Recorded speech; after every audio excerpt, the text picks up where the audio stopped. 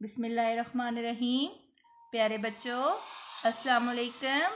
آج ہم نظم غصہ پڑھیں گے۔ نظم غصہ پڑھنے سے پہلے میں آپ کو بتاؤں کہ انسان کی مختلف کیفیات ہوتی ہیں۔ کبھی وہ خوش ہوتا ہے، کبھی غمزدہ اور کبھی غصے کی حالت میں۔ سب سے زیادہ خطرناک کیفیت غصے کی حالت میں ہے، کیونکہ غصے میں انسان کا دماغ کام کرنا چھوڑ دیتا ہے اور وہ غلط کام کر بیٹھتا ہے۔ اب ہم نظم پڑھتے ہیں۔ کسی انسان کو جب آتا ہے غصہ، بڑا نقصان پہنچاتا ہے غصہ۔ جلا کے راکھ کر دیتا ہے سب کچھ، تبھی تو آگ کہلاتا ہے غصہ۔ یہ انسان سے کرائے خون ریزی، کچھ ایسے ہی ستم ڈھاتا ہے غصہ۔ نہیں پھر کام کرتا ذہن اپنا، جب اپنے پاؤں پھیلاتا ہے غصہ۔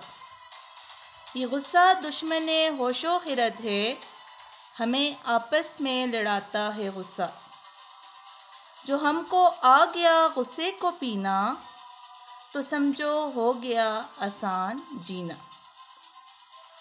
اس نظم کا مفہوم یہ ہے کہ جب کسی انسان کو غصہ آ جائے تو یہ اسے بہت زیادہ نقصان پہنچاتا ہے۔ بعض اوقات انسان غصے کی حالت میں خون ریزی پر اتر آتا ہے۔ جس طرح آگ تیزی سے ہر چیز کو جلا کر راکھ کر دیتی ہے، اسی طرح انسان بھی غصے کی حالت میں اپنے ہوش و حواس میں نہیں رہتا اور بڑے بڑے ستم کر ڈالتا ہے۔ اس لیے ہمیشہ غصے پر قابو پانا چاہیے اور غصہ پی لینا چاہیے، تاکہ بعد میں غصے کی حالت میں غلط کیے ہوئے کام پر ندامت نہ ہو۔